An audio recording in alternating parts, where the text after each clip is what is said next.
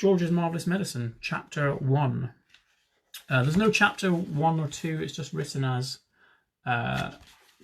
Grandma, it's written as a heading, so I've kind of marked where I'm going to stop, but we're going to read 3 chapters today. Okay, so first chapter is Grandma. I'm going shopping in the village, George's mother said to George on Saturday morning, so be a good boy and don't get up to mischief. This was a silly thing to say to a small boy at any time. It immediately made him wonder what sort of mischief he might get up to. And don't forget to give Grandma her medicine at 11 o'clock, the mother said. Then out she went, closing the back door behind her. Grandma, who was dozing in a chair by the window, opened one wicked little eye and said, Now you heard what your mother said, George. Don't forget my medicine. No, Grandma, George said. And just try to behave yourself for once while she's away. Yes, Grandma, George said. George was bored to tears. He didn't have a brother or a sister. His father was a farmer, and the farm they lived on was miles away from anywhere. So there were never any children to play with. He was tired of staring at pigs and hens and cows and sheep. He was especially tired of having to live in the same house as that grisly old grunion of a grandma. Looking after her all by himself was hardly the most exciting way to spend a Saturday morning. You can make me a nice cup of tea for a start, Grandma said to George. That'll keep you out of mischief for a few minutes. Yes, Grandma, George said. George couldn't help disliking Grandma. She was a selfish, grumpy old woman. She had a pale brown teeth and a small puckered up mouth like a dog's bottom. How much sugar in your tea today, Grandma? George asked her. 1 spoon, she said, and no milk. Most grandmothers are lovely, kind, helpful old ladies, but not this one. She spent all day and every day sitting in her chair by the window, and she was always complaining, grousing, grouching, grumbling, griping about something or other. Never once, even on her best days, had she smiled at George and said, Well, how are you this morning, George? Or, why don't you and I have a game of snakes and ladders? Or how was school today? She didn't seem to care about other people, only about herself. She was a miserable old grouch. George went into the kitchen and made Grandma a cup of tea with a tea bag. He put 1 spoon of sugar in it and no milk. He stirred the sugar well and carried the cup into the living room. Grandma sipped the tea. It's not sweet enough, she said. Put more sugar in. George took the cup back to the kitchen and added another spoonful of sugar. He stirred it again and carried it carefully to Grandma. Where's the saucer? She said. I don't have a cup without a saucer. George fetched her a saucer. And what about a teaspoon, if you please? I've stirred it for you, Grandma. I stirred it well. I'll stir my own tea, thank you very much, she said. Fetch me a teaspoon. When George's mother or father were home, Grandma never ordered George about like this. It was only when she had him on her own that she began treating him badly. You know, what's the matter with you? The old woman said, staring at George over the rim of her teacup with those bright, wicked little eyes. You're growing too fast. Boys who grow too fast become stupid and lazy. But I can't help it if I'm grown fast, Grandma, George said. Of course you can, she snapped. Growing's a nasty, childish habit. But we have to grow, Grandma. If we didn't grow, we'd never be grown-ups. Rubbish, boy, rubbish, she said. Look at me. Am I growing? Certainly not. But you did once, Grandma. Only very little, the old woman answered. I gave growing up when I was extremely small, along with all the other nasty childish habits, like laziness and disobedience and greed and sloppiness and untidiness and stupidity. You haven't given up any of these, have you? I'm still only a little boy, Grandma. You're 8 years old, she snorted. That's old enough to know better. If you don't stop growing up, it'll soon be too late. Too late for what, Grandma? It's ridiculous, she went on. You're nearly as tall as me already. George took a good look at Grandma. She certainly was a very tiny person. Her legs were so short she had to have a footstool to put her feet on, and her head only came up halfway up the back of the armchair. Daddy said it's fine for a man to be tall, George said. Don't listen to your daddy, Grandma said. Listen to me. But how do I stop myself growing? George asked her. Eat less chocolate, Grandma said. Does chocolate make you grow? It makes you grow in the wrong way, she snapped. Up instead of down. Grandma sipped some tea, but never took her eyes from the little boy who stood before her. Never grow up, she said. Always down. Yes, Grandma. And stop eating chocolate. Eat cabbage instead. Cabbage? Oh, no, I don't like cabbage, George said. It's not what you like or what you don't like, Grandma snapped. It's what's good for you, and that's what counts. From now on, you must eat cabbage 3 times a day. Mountains of cabbage, and if it's got caterpillars in it, so much the better. Ugh, George said. Caterpillars give you brains, the old woman said. Mummy washes them down the sink, George said. Mummy's as stupid as you are, Grandma said. Cabbage doesn't taste of anything without a few boiled caterpillars in it. Slugs, too. Not slugs, George cried out. I couldn't eat slugs. Whenever I see a live slug on a piece of lettuce, Grandma said, I gobble it up quick before it crawls away. Delicious. She squeezed her lips together tight so that her mouth became a tiny wrinkled hole. Delicious, she said again. Worms and slugs and beetly bugs. You don't know what's good for you. You're joking, Grandma. I never joke, she said. Beetles are perhaps the best of all. They go crunch. Grandma, that's beastly. The old hag grinned, showing those pale brown teeth. Sometimes, if you're lucky, she said, you get a beetle inside the stem of a stick of celery. That's what I like. Grandma, how could you? You find all sorts of nice things in sticks of raw celery, the old woman went on. Sometimes it's earwigs. I don't want to hear about it, cried George. A big fat earwig is very tasty, Grandma said, licking her lips. But you've got to be very quick, my dear.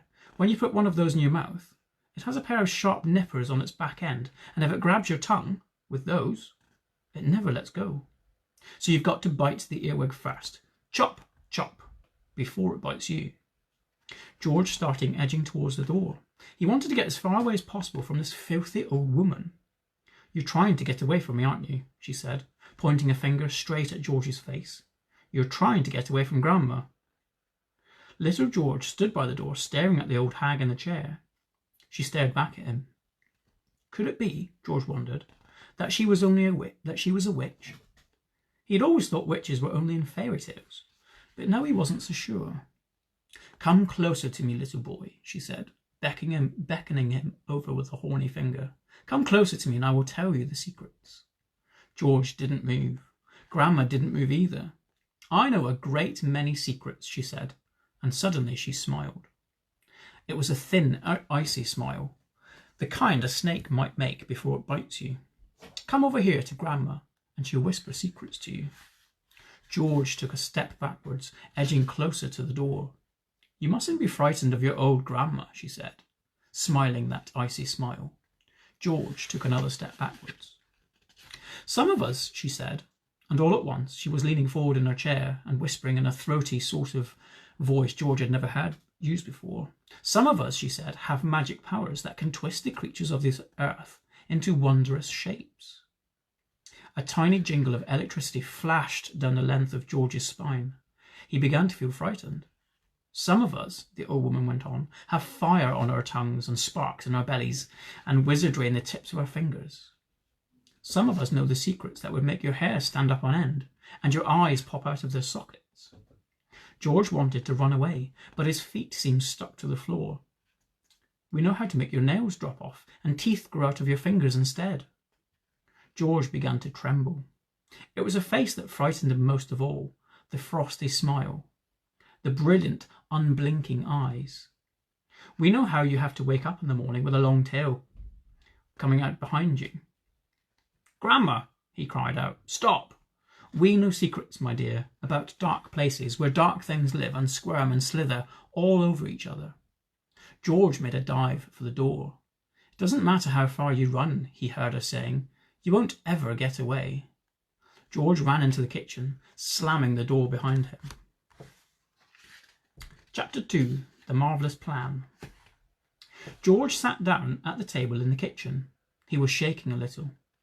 Oh, how he hated Grandma. He really hated that horrible old witchy woman, and all of a sudden he had a tremendous urge to do something about her. Something whopping. Something absolutely terrifying. A real shocker. A sort of explosion. He wanted to blow away the witchy smell that hung about her in the next room. He may have only been 8 years old, but he was a brave little boy. He was ready to take this old woman on. I'm not going to be frightened by her, he said softly to himself. But he was frightened. And that's why he wanted to suddenly explode her away. Well, not quite away, but he did want to shake the old woman up a little bit. Very well then, what should it be, this whopping, terrific, exploding shocker for Grandma? He would have liked to put a firework banger under her chair, but he didn't have one. He would have liked to put a long green snake down the back of her dress, but he didn't have a long green snake.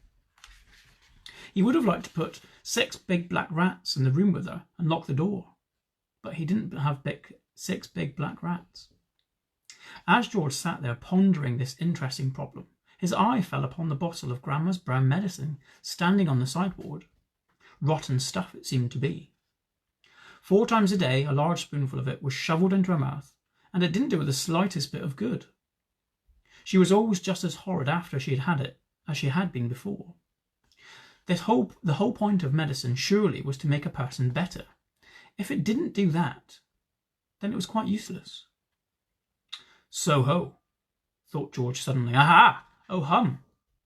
I know exactly what I'll do. I'll make her a new medicine, one that's so strong and so fierce, so fantastic. It will either cure her completely, or it will blow the top of her head off. I'll make her magic medicine, a medicine no doctor in the world has ever made before. George looked at the kitchen clock. It said 10:05. There was nearly an hour left before Grandma's next dose was due at 11. Here we go then, cried George, jumping up from the table. A magic medicine it shall be. So give me a bug and a jumping flea. Give me 2 snails and lizards 3, and a slimy squiggler from the sea, and the poisonous sting of a bumblebee, and the juice from the fruit of a juju tree, and the powdered bone of a wombat's knee, and 100 other things as well, each with a rather nasty smell.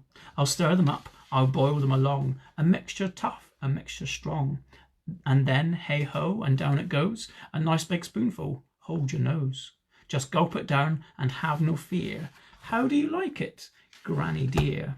Will she go pop? Will she explode? Will she go flying down the road? Will she go poof in a puff of smoke? Start fizzing like a can of Coke? Who knows? Not I. Let's wait and see. I'm glad it's neither you nor me. Oh, Grandma, if you only knew what I've got in store for you. How many chapters? So we've got through... Is that the second chapter? Third chapter? Let me just check. Aha! Chapter 3. My bad. Chapter 3. George begins to make the medicine. Medicine. Alliterate. Enunciate. George took an enormous saucepan out of the cupboard and placed it on the kitchen table. George! Came the shrill voice from the room next door. What are you doing? Nothing, Grandma, he called out. You needn't think I can't hear you just because you closed the door. You're rattling the saucepans. I'm just tidying the kitchen, Grandma. Then there was silence. George had absolutely no doubts whatsoever about how he was going to make his famous medicine. He wasn't going to fool about wondering whether to put a little bit of this or a little bit of that. Quite simply, he was going to put everything he could find in. There would be no messing about, no hesitating, no wondering whether a particular thing would knock the old girl sideways or not. The rule would be this: whatever he saw, if it was runny or powdery or gooey, it went in. Nobody had ever made a medicine like that before. If it didn't actually cure Grandma, then it would anyway cause some sort of exciting results. It would still be worth watching. George decided to work his way around the various rooms one at a time and see what they had to offer. He would go first to the bathroom. There are always lots of funny things in the bathroom. So upstairs he went, carrying an enormous 2-handled saucepan before him. In the bathroom, he gazed longingly at the famous and dreaded medicine cupboard. But he didn't go near it. It was the only thing in the entire house he was forbidden to touch. He had made a solemn promise to his parents about this, and he wasn't going to break them. There were actually things in there, they had told him, that could actually kill a person. And although he was about to give Grandma a pretty fiery mouthful, he really didn't want a dead body on his hands. George put the saucepan on the floor and went to work. Number 1 was a bottle labelled Golden Gloss Hair Shampoo. He emptied it into the pan. That ought to wash her tummy nice and clean, he said. He took a full tube of toothpaste and squeezed the whole lot of it in one long worm. Maybe that'll brighten up those horrid brown teeth of hers, he said. There was an aerosol can of superfoam shaving foam, belonging to his father. George loved playing with aerosols. He pressed the button and kept his finger on it until there was nothing left. A wonderful mountain of white foam built up in the giant saucepan. With his fingers he scooped out the contents of the jar of vitamin-rich face cream. In went a small bottle of scarlet nail varnish. If the toothpaste doesn't clean her, George said, then this will paint them as red as roses. He found another jar of creamy stuff labelled hair remover. Smear it on your legs, it said, and allow to remain for 5 minutes. George tipped it all into the saucepan. There was a bottle of yellow stuff inside it called Dishworth's famous dandruff cure. In it went. There was something called Brilliant for cleaning false teeth. It was a white powder. In that went too. He found another aerosol can. Nevermore ponking deodorant spray. Guaranteed, it said, to keep away unpleasant body smells for a whole day. She could use plenty of that, George said as he spread the entire canful into the saucepan. Liquid paraffin, the next one was called. It was a big bottle. He hadn't the faintest idea what it did, but he poured it in anyway. That, he thought, looking around him, was about all from the bathroom. On his mother's dressing table in the bedroom, George found yet another lovely aerosol can. It was called Helga's Hair Set, hold 12 inches away from the hair and sprayed lightly. He squirted the whole lot into the saucepan. He did enjoy squirting those aerosols. There was a bottle of perfume called Flowers of Turnips. It smelled of old cheese, and in it went. And in went a large round box of powder. It was called Pink Plaster. There was powder puff on top, and he threw that in as well for luck. He found a couple of lipsticks. He pulled the greasy red things out of their little cases and added them into the mixture. The bedroom had nothing more to offer, so George carried the enormous saucepan downstairs again and trotted into the laundry room, where the shelves were full of all kinds of household items. The first one he took down was a large box of super white for automatic washing machines. Dirt, it said. Dirt will disappear like magic.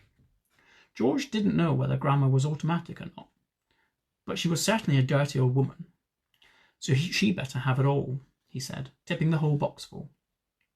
Then there was a big tin of Waxwell floor polish. It removes filth and foul messes from your floor and leaves everything shiny bright, it said. George scooped the orange-coloured waxy stuff out of the tin and plonked it into the pan. There was a round cardboard carton labelled Flea Powder for Dogs. Keep well away from dogs' food, it said, because this powder, if eaten, will make the dog explode. Good, said George, pouring it all into the saucepan. He found a box of canary seed on the shelf.